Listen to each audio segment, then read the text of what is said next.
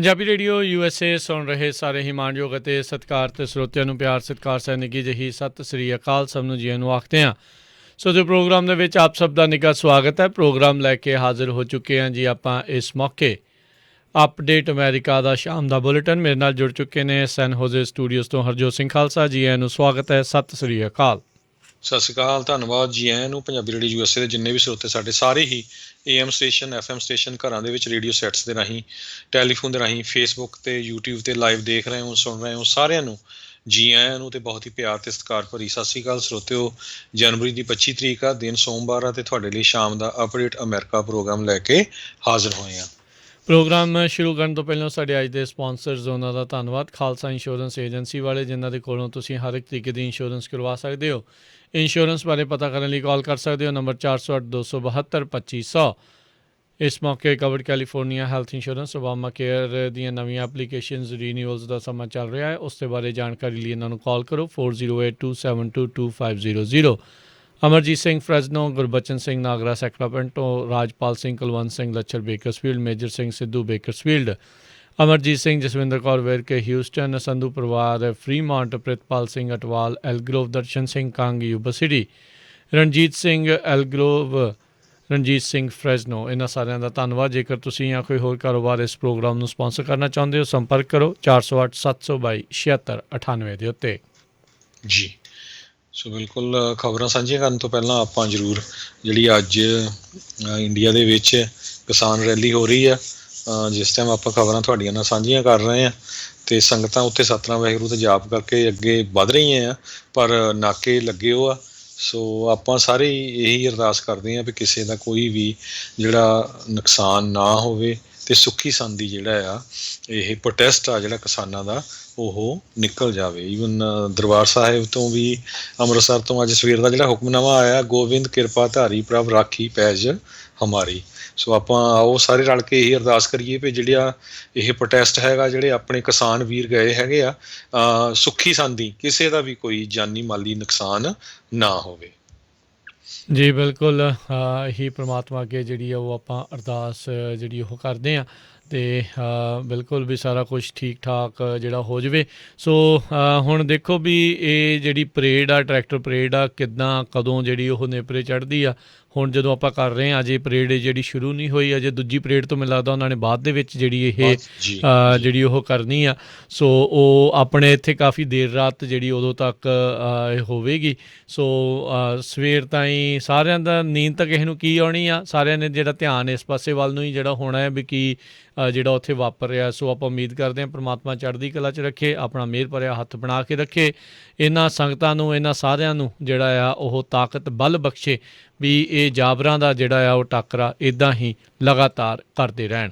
ਅਤੇ ਹਰਜੋਤ ਸਿੰਘ ਜੀ ਆਪਾਂ ਵਾਪਸ ਅਮਰੀਕਾ ਵੱਲ ਨੂੰ ਜੇ ਵਧੀਆ ਇੱਥੇ ਦੀਆਂ ਖਬਰਾਂ ਦੇ ਉੱਤੇ ਨਜ਼ਰ ਮਾਰਦੇ ਜਾਈਏ ਤਾਂ ਸੈਨੇਟ ਦੇ ਦੁਆਰਾ ਅੱਜ ਜਿਹੜੀ ਜੈਨਟ ਯੈਲਨ ਹੈਗੀ ਆ ਉਹਨਾਂ ਨੂੰ ਪਹਿਲੀ ਜਿਹੜੀ ਆ ਟਰੈਜਰੀ ਸਕੱਤਰ ਦੇ ਵਜੋਂ ਉਹਨਾਂ ਨੂੰ ਮਨਜ਼ੂਰੀ ਜਿਹੜੀ ਉਹ ਮਿਲ ਗਈ ਆ। 15 ਦੇ ਮੁਕਾਬਲੇ 84 ਵੋਟਾਂ ਦੇ ਨਾਲ ਇਹਨਾਂ ਦੇ ਹੱਕ ਦੇ ਵਿੱਚ ਜਿਹੜੀ ਉਹ ਵੋਟ ਪਈ। ਸੈਨੇਟ ਦੇ ਮਾਈਨੋਰਟੀ ਲੀਡਰ ਮਿਚ ਮਕੋਨਲ ਨੇ ਵੀ ਇਹਨਾਂ ਦੇ ਹੱਕ ਦੇ ਵਿੱਚ ਵੋਟ ਪਾਈ।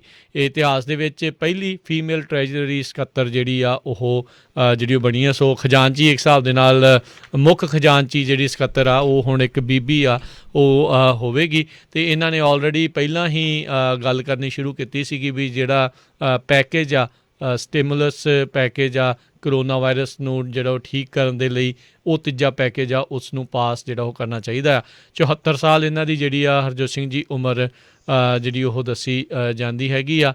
ਪ੍ਰੈਜ਼ੀਡੈਂਟ ਬਿਲ ਕਲਿੰਟਨ ਦੇ ਵਿੱਚ ਕੌਂਸਲ ਆਫ ਇਕਨੋਮਿਕ ਐਡਵਾਈਜ਼ਰਸ ਨੂੰ ਇਹਨਾਂ ਨੇ ਇੱਕ ਟਾਈਮ ਦੇ ਉੱਤੇ ਹੈੱਡ ਕੀਤਾ ਸੀ 1990 ਦੇ ਦਹਾਕੇ ਦੇ ਵਿੱਚ। ਫੈਡ ਦੀ ਇਹ ਚੇਅਰਵੂਮਨ 2014 ਤੋਂ 2018 ਤੱਕ ਵੀ ਜਿਹੜੀ ਇਹ ਰਹੀ ਆ।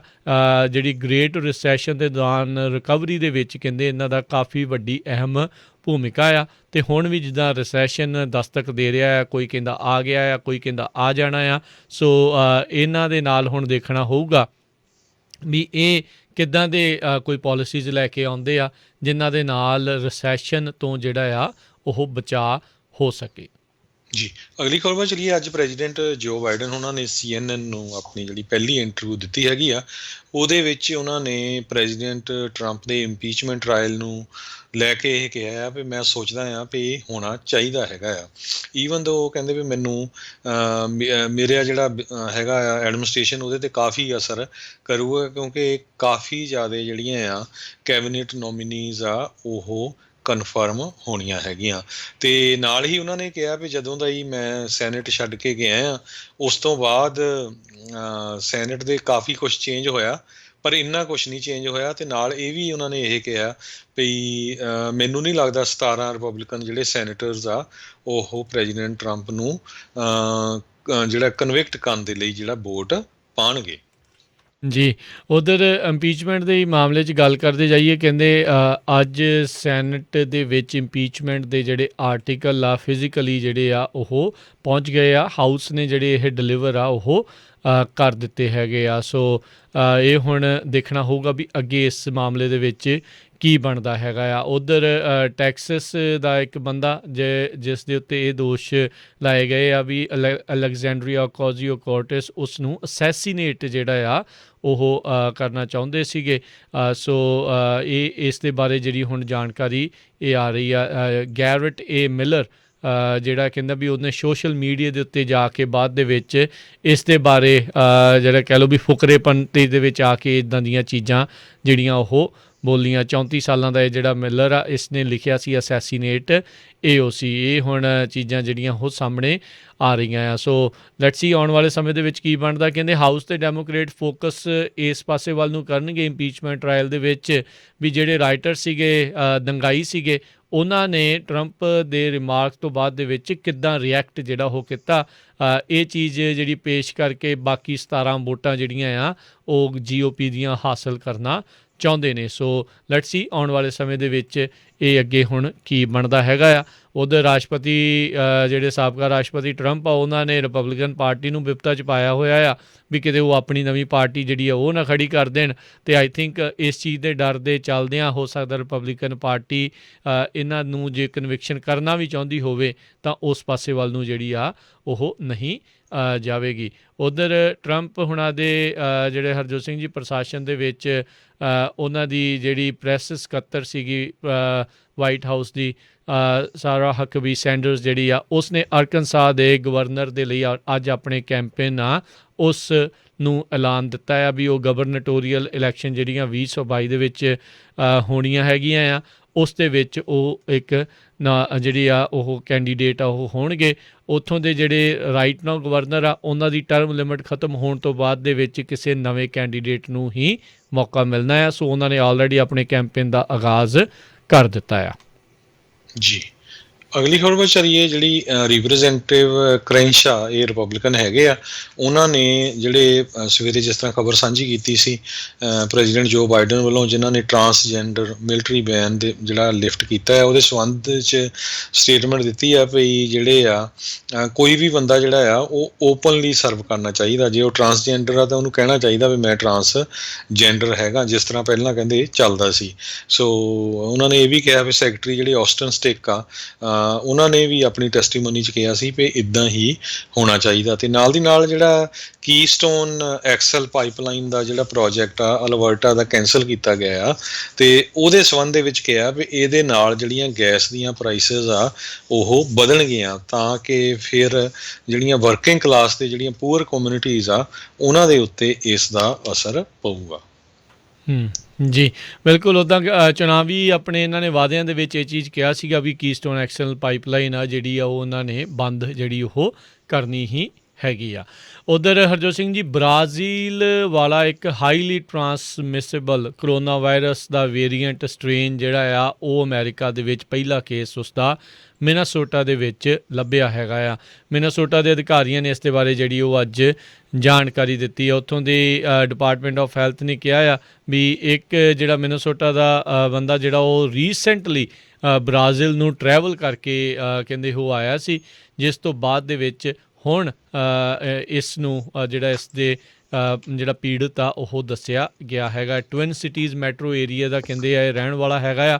ਜਨਵਰੀ ਦੇ ਪਹਿਲੇ ਹਫਤੇ ਦੇ ਵਿੱਚ ਇਹ ਆਪਣੇ ਆਪ ਨੂੰ ਬਿਮਾਰ ਮਹਿਸੂਸ ਕਰ ਰਿਹਾ ਸੀ। 9 ਜਨਵਰੀ ਨੂੰ ਇਸ ਦਾ ਜਿਹੜਾ ਉਹ ਟੈਸਟ ਹੋਇਆ ਸੀ ਅਤੇ ਇਹ ਹੁਣ ਚੀਜ਼ ਸਾਹਮਣੇ ਆਈ ਆ। ਹੁਣ ਉਸ ਤੋਂ ਬਾਅਦ 'ਚ ਕਿੰਨੇ ਲੋਕਾਂ ਨੂੰ ਮਿਲਿਆ, ਇਹ ਹੋਰ ਕਿੰਨਾ ਫੈਲ ਚੁੱਕਾ ਹੋਊਗਾ, ਇਹ ਹੁਣ ਇੱਕ ਚਿੰਤਾ ਦਾ ਇੱਕ ਵੱਖਰਾ ਵਿਸ਼ਾ ਬਣ ਚੁੱਕਾ ਆ। ਉੱਧਰ ਜਿਹੜੀ ਵੈਕਸੀਨ ਆ ਉਹ ਕਹਿੰਦੇ ਵੀ ਜਿਹੜਾ UK ਵੇਰੀਐਂਟ ਆ ਉਸ ਦੇ ਖਿਲਾਫ ਤਾਂ ਕਾਰਗਰ ਸਾਬਤ ਹੋ ਰਹੀ ਆ।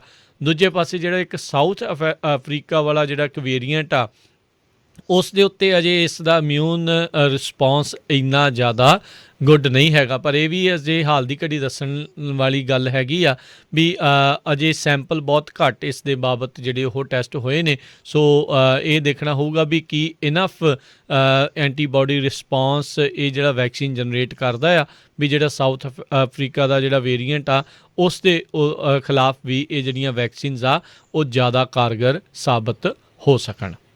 ਜੀ ਅਗਲੀ ਖਬਰ ਵੱਲ ਚਲੀਏ। ਅੱਜ ਜਿਸ ਤਰ੍ਹਾਂ ਸਵੇਰੇ ਵੀ ਦੱਸਿਆ ਸੀ, ਕੈਲੀਫੋਰਨੀਆ ਦੇ ਗਵਰਨਰ ਗੈਬਨ ਨਿਊਸਮ ਨੇ ਸਟੇ ਐਟ ਹੋਮ ਆਰਡਰ ਜਿਹੜਾ ਸੀਗਾ ਕੈਲੀਫੋਰਨੀਆ 'ਚ ਉਸ ਨੂੰ ਚੱਕ ਲਿਆ ਆ ਤਾਂ ਕਿ ਹੋਰ ਜਿਹੜੇ ਬਿਜ਼ਨੈਸਿਸ ਆ ਉਹ ਖੁੱਲ੍ਹ ਸਕਣ।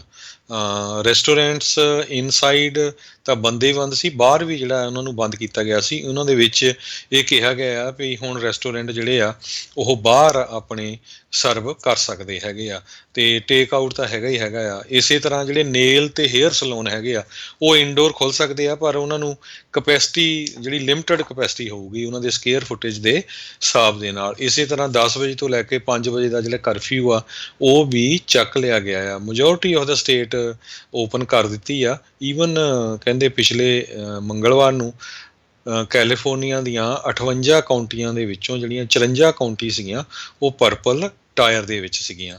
ਇਸੇ ਤਰ੍ਹਾਂ ਸੈਂਟਾ ਕਲਾਰਾ ਕਾਊਂਟੀ ਨੇ ਵੀ ਜਿਹੜਾ ਸਟੇ ਐਟ ਹੋਮ ਆਰਡਰ ਜਿਹੜਾ ਚੱਕ ਲਿਆ। ਇਹਦੇ ਮੁਤਾਬਕ ਬਹੁਤ ਸਾਰੇ ਜਿਹੜੇ ਰੀਟੇਲ ਸਟੋਰਸ ਆ ਉਹ 20% ਕਪੈਸਿਟੀ ਤੱਕ ਇਨਡੋਰ ਖੁੱਲ੍ਹ ਸਕਦੇ ਆ।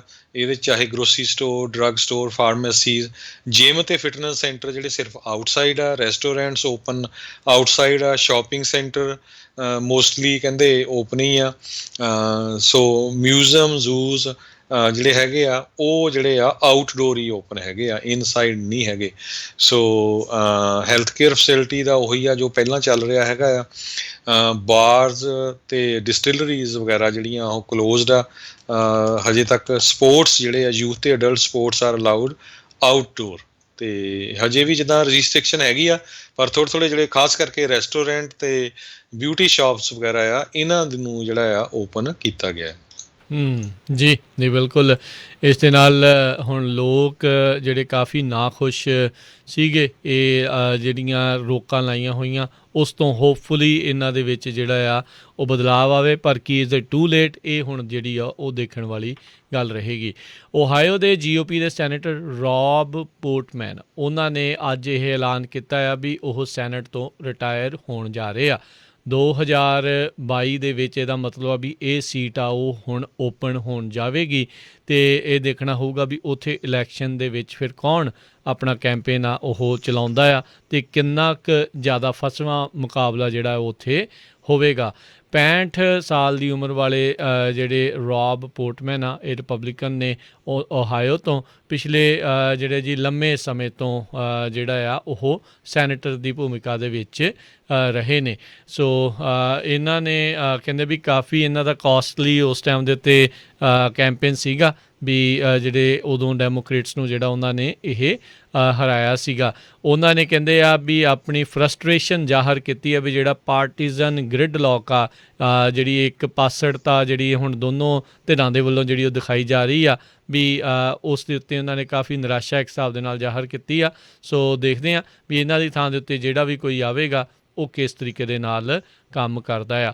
ਉੱਧਰ ਜਿਹੜੇ ਇੰਡੀਪੈਂਡੈਂਟ ਸੈਨੇਟਰ ਬਰਨੀ ਸੈਂਡਰਸ ਆ ਉਹਨਾਂ ਨੇ ਜੋ ਬਾਈਡਨ ਦੇ ਵਾਈਟ ਹਾਊਸ ਆ ਉਹਨਾਂ ਨੂੰ ਚੇਤਾਵਨੀ ਦਿੱਤੀ ਆ ਵੀ ਜੇ ਤੁਸੀਂ ਜਿਹੜੇ ਵਾਅਦੇ ਕੀਤੇ ਆ ਡਿਲੀਵਰ ਨਹੀਂ ਕੀਤੇ ਤਾਂ ਡੈਮੋਕ੍ਰੇਟਸ ਬਹੁਤ ਵੱਡੀ ਹਾਰ ਦੇ ਲਈ ਮਿਡ ਟਰਮ ਇਲੈਕਸ਼ਨਸ ਦੇ ਲਈ ਤਿਆਰ ਰਹਿਣ। ਅਜੇ 3-4 ਦਿਨ ਹੋਏ ਆ ਜੋ ਬਾਈਡਨ ਹੁਣਾਂ ਨੂੰ ਜਿਹੜਾ ਪ੍ਰੈਜ਼ੀਡੈਂਟ ਨੂੰ ਸਹੁੰ ਚੱਕੇ ਹੋਏ ਤਾਂ ਆਲਰੇਡੀ ਜਿਹੜੇ ਭਵਿੱਖਬਾਣੀਆਂ ਆ ਉਹ ਇਸ ਤਰੀਕੇ ਦੀਆਂ ਆਉਣੀਆਂ ਸ਼ੁਰੂ ਹੋ ਚੁੱਕੀਆਂ ਹੋਈਆਂ ਨੇ। ਇਹ ਅਕਸਰ ਦੇਖਿਆ ਜਾਂਦਾ ਆ ਵੀ ਜਦੋਂ ਕੋਈ ਪ੍ਰੈਜ਼ੀਡੈਂਟ ਜਿਹੜੀ ਪਾਰਟੀ ਦਾ ਜਿੱਤਦਾ ਆ ਮਿਡ ਟਰਮ ਇਲੈਕਸ਼ਨਸ ਦੇ ਵਿੱਚ ਉਹਨਾਂ ਦੀ ਵੱਡੀ ਹਾਰ ਜਿਹੜੀ ਆ ਉਹ ਦੇਖੀ ਜਾਂਦੀ ਹੈ, ਕਾਫੀ ਜ਼ਿਆਦਾ ਫਲਿੱਪ ਹੁੰਦੀਆਂ, ਕਿਉਂਕਿ ਤਕਰੀਬਨ ਕਹਿ ਸਕਦੇ ਆ ਵੀ 2 ਸਾਲਾਂ ਦੇ ਵਿੱਚ ਚੁਣਾਵੀ ਵਾਅਦੇ ਪੂਰੇ ਕਰਨੇ ਕਿਸੇ ਵੀ ਪਾਰਟੀ ਦੇ ਲਈ, ਕਿਸੇ ਵੀ ਪ੍ਰੈਜ਼ੀਡੈਂਟ ਦੇ ਲਈ ਇੰਨੇ ਸੁਖਾਲੇ ਨਹੀਂ ਹੁੰਦੇ। ਜੀ, ਅਗਲੀ ਖਬਰ ਵੱਲ ਚੱਲੀਏ। ਜਿਹੜੇ ਕੈਲੀਫੋਰਨੀਆ ਦੇ ਵਿੱਚ ਬਿਲੀਅਨਸ ਆਫ ਡਾਲਰ ਜਿਹੜੇ ਫਰਾਡ ਆ ਉਹ ਅਨਪਲਾਇਮੈਂਟ ਦੇ ਵਿੱਚ ਗਏ ਹੈਗੇ ਆ। ਕੈਲੀਫੋਰਨੀਆ ਨੇ ਟੋਟਲ 114 ਬਿਲੀਅਨ ਡਾਲਰ ਜਿਹੜੀ ਅਨਪਲਾਇਮੈਂਟ ਲੋਕਾਂ ਨੂੰ ਦਿੱਤੀ ਆ ਬੀ ਲਾਈਕ ਬੁਆਏ ਦੇ ਨਾਲ, ਜਿਹਦੇ ਵਿੱਚੋਂ 10% 11.4 ਬਿਲੀਅਨ ਡਾਲਰ ਕਨਫਰਮ ਆ ਵੀ ਜਿਹੜਾ ਫਰਾਡ ਹੋਇਆ ਹੈਗਾ। ਤੇ ਇਹ ਬਹੁਤ ਵੱਡਾ ਜਿਹੜਾ ਫਰਾਡ ਆ। ਇਹਦੇ ਵਿੱਚ ਕਹਿੰਦੇ ਵੀ ਇਕੱਲਾ ਜਿੱਦਾਂ ਜੇਲ੍ਹਾਂ 'ਚ ਰਹਿਣ ਵਾਲੇ ਬੰਦੇ ਜਾਂ ਇੱਥੇ ਦੇ ਗੈਂਗ ਨਹੀਂ, ਈਵਨ ਨਾਈਜੀਰੀਆ ਤੇ ਰਸ਼ੀਆ ਦੇ ਗੈਂਗ ਵੀ ਜਿਹੜੇ ਇਨਵੋਲਵ ਸੀ, ਜਿਹਨੀ ਲੋਕਾਂ ਦੀਆਂ ਆਇਡੈਂਟੀਟੀਜ਼ ਚੋਰੀ ਕੀਤੀਆਂ ਹੋਈਆਂ ਸੀ।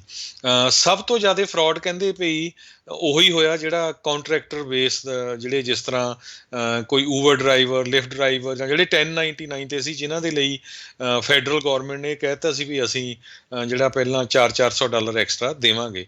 ਸੋ ਉਹਦੇ ਵਿੱਚ ਬਹੁਤ ਮੈਜੋਰਟੀ ਦੇ ਵਿੱਚ ਲੋਕਾਂ ਨੇ ਝੂਠੇ ਕਲੇਮ ਫਾਈਲ ਕੀਤੇ। ਕਈਆਂ ਦਾ ਕਿਸੇ ਦਾ ਬਿਜ਼ਨਸ ਹੈ ਹੀ ਨਹੀਂ ਸੀ, ਉਹ ਵੀ ਫਾਈਲ ਕਰਕੇ ਲੈ ਗਿਆ, ਜਾਂ ਕਈਆਂ ਦੇ ਬਿਜ਼ਨਸ ਸੀਗੇ ਤੇ ਉਹ ਬਿਜ਼ਨਸ ਕੰਮ ਵੀ ਕਰਦੇ ਰਹੇ ਤੇ ਉੱਧਰੋਂ ਅਨਪਲਾਇਮੈਂਟ ਵੀ ਲੈਂਦੇ ਰਹੇ। ਸੋ ਹੁਣ ਇਹ ਸਾਰੇ ਕਾਸੇ ਦੇ ਸੰਬੰਧ ਦੇ ਵਿੱਚ, ਕਿਉਂਕਿ ਹੁਣ 11 ਬਿਲੀਅਨ ਡਾਲਰ ਦਾ ਅਮਾਊਂਟ ਆ ਗਿਆ, ਸੋ ਹੁਣ house speaker Nancy Pelosi, California ਦੀ ਸੈਨੇਟਰ ਡਾਇਨ ਫਾਈਨਸਟਾਈਨ, ਨਵੇਂ ਸੈਨੇਟਰ ਐਲੈਕਸ ਪਡੀਆ ਤੇ ਇਹਨਾਂ ਨੇ ਸਾਰਿਆਂ ਨੇ ਪ੍ਰੈਜ਼ੀਡੈਂਟ ਜੋ ਬਾਈਡਨ ਨੂੰ ਜਿਹੜੀ ਆ ਬੇਨਤੀ ਕੀਤੀ ਆ ਵੀ ਜਲਦੀ ਤੋਂ ਜਲਦੀ ਇੱਕ ਫੈਡਰਲ ਟਾਸਕ ਫੋਰਸ ਜਿਹੜੀ ਬਣਾਈ ਜਾਵੇ, ਜਿਹੜੀ ਇਹ ਕ੍ਰਿਮੀਨਲਸ ਨੂੰ ਆਉਣ ਵਾਲੇ ਫਿਊਚਰ ਦੇ ਵਿੱਚ ਕਿਸੇ ਤਰ੍ਹਾਂ ਦਾ ਫਰਾਡ ਕਰਨ ਤੋਂ ਰੁਕੇ ਤੇ ਪਲੱਸ ਜਿਹੜਾ ਹੁਣ ਫਰਾਡ ਹੋਇਆ ਉਹਦੀ ਜਿਹੜੀ ਪੂਰੀ ਇਨਵੈਸਟੀਗੇਸ਼ਨ ਹੋ ਸਕੇ। ਜੀ, ਕਾਫੀ ਵੱਡੀ ਜਿਹੜੀ ਇਹ ਚੀਜ਼ ਹੋਊਗੀ ਤੇ ਲੱਗ ਤਾਂ ਇਸ ਨੂੰ ਹੋ ਸਕਦਾ ਵੀ ਕਈ ਸਾਲ ਜਾਣ, ਪਰ ਇਹ ਆ ਵੀ ਇਹਨਾਂ ਨੇ ਲੋਕਾਂ ਨੂੰ ਚੰਗਾ ਅੜਿੱਕੇ ਜਿਹੜਾ ਇਸ ਦੇ ਵਿੱਚ ਡਾਉਣਾ ਹੈਗਾ ਆ। ਤੇ ਆਈ ਥਿੰਕ ਇਹ ਪ੍ਰਸ਼ਾਸਨ ਦੇ ਲਈ ਵੀ ਬਹੁਤ ਵੱਡਾ ਸਬਕ ਆ ਵੀ ਇਹ ਜਿਹੜੇ ਡਿਪਾਰਟਮੈਂਟ ਦਾ ਓਵਰਹਾਲ ਹੋਣ ਵਾਲਾ ਲੰਮੇ ਸਮੇਂ ਤੋਂ ਜਿਹੜਾ ਉਹ ਪਿਆ ਹੈਗਾ ਆ, ਤੇ ਹੁਣ ਮੌਕਾ ਵੀ ਹੈਗਾ ਆ ਫਰੈਸ਼ ਸਟਾਰਟ ਇਹਨਾਂ ਨੂੰ ਇਸ EDD ਡਿਪਾਰਟਮੈਂਟ ਦੇ ਵਿੱਚ ਕਰਨ ਦੀ, ਜਿਹੜੀ ਨਾਲ ਦੇ ਨਾਲ ਜ਼ਰੂਰਤ ਆ ਵੀ ਲੋੜਵੰਦਾਂ ਤੱਕ ਜਿਹੜੀ ਸਹਾਇਤਾ ਆ ਉਹ ਪੁੱਜਦੀ ਕਰਨ ਦੇ ਲਈ ਟੈਕਸ ਪੇਅਰ ਦੇ ਉੱਤੇ ਜਿਹੜਾ ਇਹ ਭਾਰ ਆ ਤੇ ਉੱਦਾਂ ਹੀ ਜਿਹੜਾ ਰਗੜਾ ਲਾਈ ਜਾਣ ਤਾਂ ਫਿਰ ਜਿਹੜੀ ਉਹ ਕਿਤੇ ਨਾ ਕਿਤੇ ਮਾੜੀ ਗੱਲ ਜਿਹੜੀ ਹੋਵੇ। ਇਕੱਲਾ ਇਹ ਸਾਡੀ ਸਟੇਟ ਕੈਲੀਫੋਰਨੀਆ ਨਹੀਂ ਆ, ਵਾਸ਼ਿੰਗਟਨ ਸਟੇਟ ਜਿਹੜੀ ਹੈਗੀ ਆ ਉੱਥੇ ਵੀ 1,22,000 ਫਰੋਜੂਲੈਂਟ ਕਲੇਮ ਫਾਈਲ ਹੋਏ $600 ਮਿਲੀਅਨ ਦੇ। ਸੋ ਲਗਭਗ ਉੱਥੇ ਵੀ ਚੰਗਾ ਰਗੜਾ ਲੱਗਾ, ਪਰ ਉਹ ਕਹਿੰਦੇ ਵੀ ਬਹੁਤ ਜ਼ਿਆਦਾ ਐਕਟਿਵ ਹੋ ਗਿਆ। ਉਹਨਾਂ ਨੇ ਆਲਰੇਡੀ ਫੈਡਰਲ ਲਾ ਇਨਫੋਰਸਮੈਂਟ ਤੇ ਫਾਈਨੈਂਸ਼ੀਅਲ ਇੰਸਟੀਟਿਊਸ਼ਨ ਜਿਹੜੀਆਂ ਬੈਂਕਾਂ ਆ, ਜਿੱਥੇ ਕਿਤੇ ਚੈੱਕ ਜਮ੍ਹਾਂ ਹੋਏ ਆ ਜਾਂ ਕਾਰਡ ਜਮ੍ਹਾਂ ਹੋਏ ਆ, ਉਹਨਾਂ ਨਾਲ ਰਲ ਕੇ $357 ਮਿਲੀਅਨ ਆਲਰੇਡੀ ਕਲੈਕਟ ਕਰ ਵੀ ਲਿਆ ਤੇ ਬਹੁਤ ਸਾਰੇ ਲੋਕਾਂ ਦੇ ਉੱਤੇ ਫੈਲਨੀ ਚਾਰਜਸ ਲਾਏ ਆ। ਸੋ ਇਹ ਵੀ ਸਰੋਤਿਆਂ ਨੂੰ ਦੱਸਦੀ ਜਾਈਏ, ਜਿਹਦੇ ਤੇ ਫੈਲਨੀ ਚਾਰਜ ਲੱਗ ਜਾਂਦਾ ਆ ਉਹਦੇ ਲਈ ਜਿਹੜਾ US ਦਾ ਸਿਟੀਜ਼ਨ ਬਣਨਾ ਜਿਹੜਾ ਬੜਾ ਔਖਾ ਹੁੰਦਾ ਹੈ। ਜੀ ਜੀ, ਅਨਲੈਸ ਉਹ ਪਹਿਲਾਂ ਸਿਟੀਜ਼ਨ ਹੋਵੇ। ਅਗਲੀ ਜਿਹੜੀ ਗੱਲ ਕਰਦੇ ਜਾਈਏ, ਜਸਟਿਸ ਡਿਪਾਰਟਮੈਂਟ ਦੇ ਇੰਟਰਨਲ ਵਾਚਡੌਗ ਆ, ਕਹਿੰਦੇ ਵੀ ਉਹ ਹੁਣ ਇਨਵੈਸਟੀਗੇਸ਼ਨ ਜਾਂਚ ਕਰਨ ਜਾ ਰਹੇ ਆ ਵੀ ਕੀ ਜਿਹੜੀਆਂ ਇਸ ਦੇ ਵਿੱਚ ਕਿਸੇ ਅਧਿਕਾਰੀ ਨੇ, ਡਿਪਾਰਟਮੈਂਟ ਦੇ ਕਿਸੇ ਅਧਿਕਾਰੀ ਨੇ ਇਹ ਚੀਜ਼ ਤਾਂ ਨਹੀਂ ਦੇਖੀ ਵੀ ਜਿਹੜਾ ਡਿਪਾਰਟਮੈਂਟ ਆ ਉਹ ਪ੍ਰੈਜ਼ੀਡੈਂਟ ਜੋ ਬਾਈਡਨ ਦੀ ਇਲੈਕਸ਼ਨ ਵਿਨ ਆ ਉਸ ਨੂੰ ਓਵਰਟਰਨ ਕੀਤਾ ਜਾਵੇ, ਵੀ ਉਸ ਦੇ ਵਿੱਚ ਕਿਤੇ ਨਾ ਕਿਤੇ ਉਹਨਾਂ ਦੀ ਜਿਹੜੀ ਟਰੰਪ ਕੈਂਪੇਨ ਦੀ ਉਹ ਮਦਦ ਹੋ ਸਕੇ। So office of inspector general Michael Horowitz ਆ, ਉਹਨਾਂ ਨੇ ਇਸ ਜਾਂਚ ਨੂੰ ਆਰੰਭ ਕਰਨ ਦਾ ਜਿਹੜਾ ਆ ਉਹ ਬਿਗਲ ਇੱਕ ਹਿਸਾਬ ਦੇ ਨਾਲ ਉਹ ਵਜਾ ਦਿੱਤਾ ਹੈ। ਅੱਜ ਸੋਮਵਾਰ ਨੂੰ ਹੀ ਉਹਨਾਂ ਨੇ ਇਸ ਦੇ ਬਾਰੇ ਜਾਣਕਾਰੀ ਦਿੱਤੀ ਆ। ਕੁਛ ਰਿਪੋਰਟਸ ਨਿਊਯਾਰਕ ਟਾਈਮਸ ਤੇ ਵਾਲ ਸਟਰੀਟ ਜਰਨਲ ਇਹਨਾਂ ਦੇ ਦੁਆਰਾ ਜਿਹੜੀਆਂ ਪੇਸ਼ ਕੀਤੀਆਂ ਗਈਆਂ ਸੀਗੀਆਂ, ਜਿਸ ਦੇ ਵਿੱਚ ਇਹ ਉਹਨਾਂ ਨੇ ਦਾਅਵੇ ਕੀਤੇ ਸੀ ਵੀ ਪ੍ਰੈਜ਼ੀਡੈਂਟ ਟਰੰਪ ਜਿਹੜੇ ਸੀਗੇ ਉਹਨਾਂ ਨੇ ਯੂਜ਼ ਕੀਤਾ ਆ ਡਿਪਾਰਟਮੈਂਟ ਨੂੰ, ਜਸਟਿਸ ਡਿਪਾਰਟਮੈਂਟ ਨੂੰ ਇਲੈਕਸ਼ਨ ਰਿਜ਼ਲਟਸ ਆ ਉਹਨਾਂ ਨੂੰ ਚੈਲੰਜ ਕਰਨ ਦੇ ਲਈ। ਸੋ ਜੇ ਇਹ ਚੀਜ਼ਾਂ ਜਿਹੜੀਆਂ ਆ ਉਹ ਹੁਣ ਜਾਂਚ ਦੇ ਵਿੱਚ ਕੁਛ ਲੱਭਦਾ ਆ ਤਾਂ ਕਾਫੀ ਕਿਰਕਰੀ ਜਿਹੜੀ ਆ ਉਹ ਉਹਨਾਂ ਦੀ ਹੋ ਸਕਦੀ ਆ। ਜੀ, ਅਗਲੀ ਖਬਰ ਜਿਹੜੀ ਇਟਲੀ ਤੋਂ ਆ ਰਹੀ ਹੈ, ਇਟਲੀ ਦੇ ਪ੍ਰਾਈਮ ਮਿਨਿਸਟਰ ਕੌਂਟੇ ਜਿਹੜੇ ਆ ਉਹ ਅਗਲੇ ਹਫਤੇ ਆਪਣਾ ਅਸਤੀਫਾ ਦੇਣ ਜਾ ਰਹੇ ਆ। ਕਹਿੰਦੇ ਪਈ ਇੱਕ ਤਾਂ ਉਹਨਾਂ ਦੀਆਂ ਕੋਸ਼ਿਸ਼ਾਂ ਜਿਹੜੀਆਂ ਕੋਵਿਡ-19 ਨੂੰ ਰੋਕਣ ਦੀਆਂ ਉਹ ਬਾਹਲੀਆਂ ਕਾਮਯਾਬ ਨਹੀਂ ਹੋਈਆਂ, ਅਤੇ ਦੂਜਾ ਉੱਥੇ ਬਹੁਤ ਵੱਡਾ ਰਿਸੈਸ਼ਨ ਆਲਰੇਡੀ ਆ ਗਿਆ। ਸੋ ਲੋਕਾਂ ਨੂੰ ਆਪਣੀ ਭੁੱਖਮਰੀ ਦਾ ਜਿਹੜਾ ਫਿਕਰ ਪੈ ਰਿਹਾ, ਉਹਦੇ ਕਰਕੇ ਬਹੁਤ ਵੱਡੇ ਪ੍ਰੋਟੈਸਟ ਵੀ ਹੋ ਰਹੇ ਆ। ਯੂਰਪ ਦੇ ਵਿੱਚ ਆਪਾਂ ਨੂੰ ਪਤਾ ਹੈ ਵੀ ਕਾਫੀ ਫਾਈਨੈਂਸ਼ੀਅਲੀ ਪੂਰੇ ਯੂਰਪ ਦੇ ਉੱਤੇ ਜਿਹੜਾ ਅਸਰ ਪਿਆ ਆ। ਸੋ ਈਵਨ ਦੋ ਕਹਿੰਦੇ ਵੀ 200 ਬਿਲੀਅਨ ਪਾਉਂਡ ਯੂਰਪੀਅਨ ਫੰਡ ਜਿਹੜਾ ਕਿ 243 ਬਿਲੀਅਨ ਡਾਲਰ ਬਣਦਾ USA ਦਾ, ਉਹ ਰਿਸੀਵ ਕਰਨਾ ਸੀ। ਪਰ ਸਟਿਲ ਇਟਲੀ ਦੀ ਜਿਹੜੀ ਇਕੋਨਮੀ ਆ ਉਹ ਬਹੁਤ ਬੈਡ ਆ, ਅਤੇ ਕਰੋਨਾ ਵਾਇਰਸ ਅਜੇ ਵੀ ਨਹੀਂ ਕੰਟਰੋਲ ਹੋ ਰਹੀ। ਸੋ ਇਹਨੂੰ ਦੇਖਦੇ ਹੋਏ ਇਟਲੀ ਦੇ ਪ੍ਰਾਈਮ ਮਿਨਿਸਟਰ ਨੂੰ ਰਿਜ਼ਾਈਨ ਕਰਨਾ ਪੈ ਰਿਹਾ ਹੈ। ਜੀ, ਇਹਨਾਂ ਦੀ ਜਿਹੜੀ ਸਾਂਝੀ ਸਰਕਾਰ ਸੀਗੀ ਉਸ ਦੇ ਵਿੱਚੋਂ ਇਹਨਾਂ ਦੇ ਜਿਹੜੀ ਸਾਥੀ ਪਾਰਟੀ ਉਹਨਾਂ ਨੇ ਆਪਣੀ ਸਮਰਥਨ ਜਿਹੜਾ ਉਹ ਵਾਪਸ ਲੈ ਲਿਆ ਸੀਗਾ। ਅਗਲੀ ਗੱਲ ਕਰਦੇ ਜਾਈਏ, ਟਰੰਪ ਹੁਣਾਂ ਦੇ ਪਰਸਨਲ ਲਾਇਰ ਗੁਲਿਆਨੀ, ਜਿਹੜਾ ਕਿ ਇੱਕ ਵਾਰੀ ਤਾਂ ਇਹਨਾਂ ਦੇ ਸਿਰ ਦੇ ਵਿੱਚੋਂ ਜਿਹੜਾ ਆ ਲਾਇਆ ਹੋਇਆ ਰੰਗ ਸੀਗਾ ਉਹ ਵੀ ਚੋ ਗਿਆ ਸੀਗਾ। ਉਹਨਾਂ ਨੇ ਆਪਾਂ ਨੂੰ ਪਤਾ ਹੈ ਵੀ ਕਿੰਨੇ ਜਿਹੜੇ ਝੂਠੇ ਕਲੇਮ ਆ ਉਹ ਕਰਦੇ ਰਹੇ ਵੀ ਫਰੋਡ ਹੋਇਆ, ਇਹ ਹੋਇਆ, ਉਹ ਹੋਇਆ ਆ। ਉਸ ਦੇ ਚੱਲਦਿਆਂ ਜਿਹੜੀ ਡੋਮੀਨੀਅਨ ਵੋਟਿੰਗ ਮਸ਼ੀਨ ਫਰਮ ਆ ਉਹਨਾਂ ਨੇ ਗੁਲਿਆਨੀ ਨੂੰ ਹੁਣ ਲਾਸੂਟ ਇਹਨਾਂ ਦੇ ਉੱਤੇ ਫਾਈਲ ਕਰ ਦਿੱਤਾ ਹੈ $1.3 ਬਿਲੀਅਨ ਦੇ ਹਰਜਾਨੇ ਦਾ। 107 ਪੇਜਾਂ ਦੀ ਕੰਪਲਾਇੰਟ ਜਿਹੜੀ ਆ ਫੈਡਰਲ ਕੋਰਟ DC ਦੇ ਵਿੱਚ ਜਿਹੜੀ ਉਹ ਫਾਈਲ ਕੀਤੀ ਗਈ ਹੈਗੀ ਆ। ਆਲਰੇਡੀ ਇੱਕ ਹੋਰ ਬੀਬੀ ਜਿਹੜੀ ਇੱਕ ਹੋਰ ਸੂਬੇ ਦੇ ਵਿੱਚ ਜਿਸ ਨੇ ਇੱਦਾਂ ਦੀਆਂ ਚੀਜ਼ਾਂ ਬੋਲੀਆਂ ਸੀ, ਉਹਨਾਂ ਨੂੰ ਵੀ ਇਹਨਾਂ ਨੇ ਇਸ ਸੀਜ਼ ਐਂਡ ਡਿਸਿਸਟ ਦੇ ਆਰਡਰ ਜਿਹੜੇ ਆ ਉਹ ਅਦਾਲਤੀ ਕਾਰਵਾਈ ਦੇ ਵਿੱਚ ਜਿਹੜੇ ਉਹ ਘੱਲੇ ਸੀਗੇ। ਸੋ ਇਹ ਹੁਣ ਦੇਖਣਾ ਹੋਊਗਾ ਵੀ ਕੀ ਡੋਮੀਨੀਅਨ ਜਿਹੜੀ ਜਿਨ੍ਹਾਂ ਦੀ ਰੈਪੂਟੇਸ਼ਨ ਉਹ ਕਹਿੰਦੇ ਆ ਵੀ ਸਾਡੀ ਬਹੁਤ ਡੈਮੇਜ ਕੀਤੀ ਆ ਗਿਲਿਆਨੀ ਦੇ ਇਹ ਜਿਹੜੇ ਝੂਠੇ ਕਲੇਮਸ ਆ ਉਸ ਨੂੰ ਲੈ ਕੇ, ਹੁਣ ਇਹ ਦੇਖਣਾ ਹੋਊਗਾ ਵੀ ਕੀ ਇਹਨਾਂ ਦੇ ਕੋਲੋਂ $1.3 ਬਿਲੀਅਨ ਦਾ ਹਰਜਾਨਾ ਲੈਣ 'ਚ ਕਾਮਯਾਬ ਹੋ ਸਕਣਗੇ ਜਾਂ ਨਹੀਂ। ਜੀ, ਅਗਲੀ ਖਬਰ ਚੱਲੀਏ, ਜਿਹੜੇ ਪ੍ਰੈਜ਼ੀਡੈਂਟ ਡੋਨਲਡ ਟਰੰਪ ਆ ਉਹਨਾਂ ਨੇ ਆਪਣਾ ਆਫਿਸ ਹੈਗਾ ਆ ਫਲੋਰੀਡਾ ਦੇ ਵਿੱਚ ਹੁਣ ਸੈਟਅਪ ਕਰ ਲਿਆ ਹੈਗਾ। ਸੋ ਉਹਨਾਂ ਨੇ ਆਫਿਸ ਦਾ ਨਾਂ office of the farmer president ਜਿਹੜਾ ਰੱਖਿਆ ਹੈਗਾ, ਪਾਮ ਬੀਚ ਕਾਉਂਟੀ ਫਲੋਰੀਡਾ ਦੇ ਵਿੱਚ। ਜੀ ਜੀ, ਅਗਲੀ ਗੱਲ ਕਰਦੇ ਜਾਈਏ, ਸੁਪਰੀਮ ਕੋਰਟ ਨੇ ਅੱਜ ਅਬੋਰਸ਼ਨ ਰਾਈਟਸ ਦੇ ਕਹਿੰਦੇ ਐਡਵੋਕੇਟਸ ਆ ਉਹਨਾਂ ਨੂੰ ਇੱਕ ਹਿਸਾਬ ਦੇ ਨਾਲ ਵਿਕਟਰੀ ਜਿਹੜੀ ਉਹ ਦਿੱਤੀ ਆ। ਉਹਨਾਂ ਨੇ ਜਿਹੜੇ ਹੇਠਲੀਆਂ ਅਦਾਲਤਾਂ ਦੀਆਂ ਜਿਹੜੀਆਂ ਰੂਲਿੰਗ ਸੀਗੀਆਂ ਉਹਨਾਂ ਨੂੰ ਵਾਈਪ ਆਫ ਜਿਹੜਾ ਉਹ ਕਰ ਦਿੱਤਾ।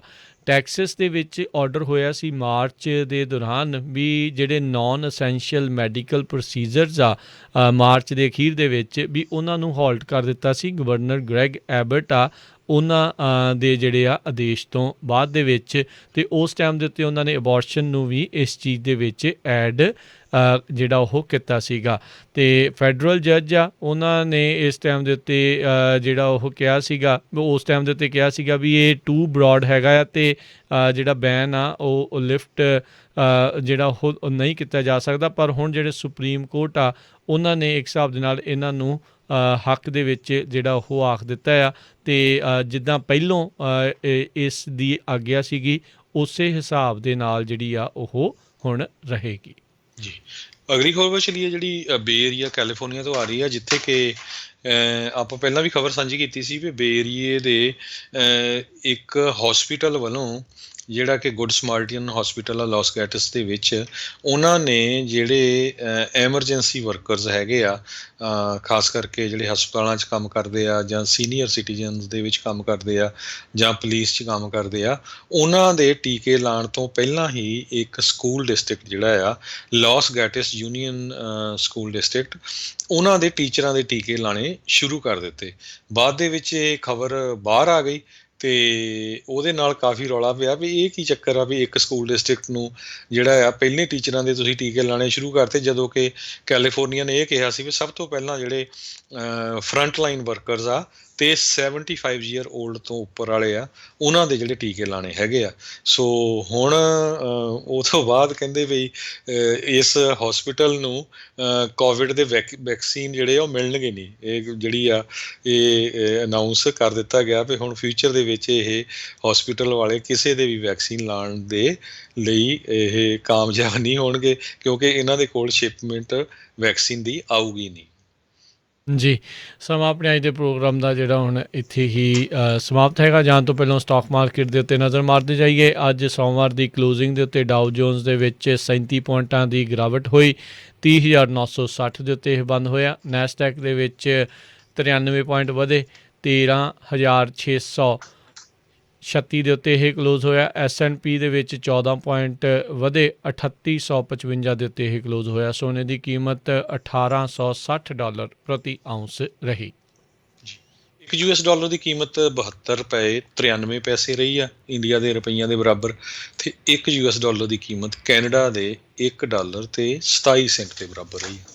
ਜੀ ਤੇ ਹੁਣ ਇੱਥੇ ਸਾਡਾ ਅੱਜ ਦਾ ਪ੍ਰੋਗਰਾਮ ਇਹ ਸਮਾਪਤ ਆ। ਮੇਰੇ ਰਾਜਕਨਵੀਰ ਸਿੰਘ ਵੱਲੋਂ ਤੇ ਹਰਜੋਤ ਸਿੰਘ ਵੱਲੋਂ ਤੁਹਾਨੂੰ ਸਾਰਿਆਂ ਨੂੰ ਪਿਆਰ ਸਤਿਕਾਰ ਸਹਿਤ ਸਤਿ ਸ੍ਰੀ ਅਕਾਲ। ਜਿੰਦੇ ਵਾਸਤੇ ਰਹੋ, ਹੱਸਦੇ ਖੇਲਦੇ ਰਹੋ, ਸੁਣਦੇ ਰਹੋ ਪੰਜਾਬੀ ਰੇਡੀਓ USA।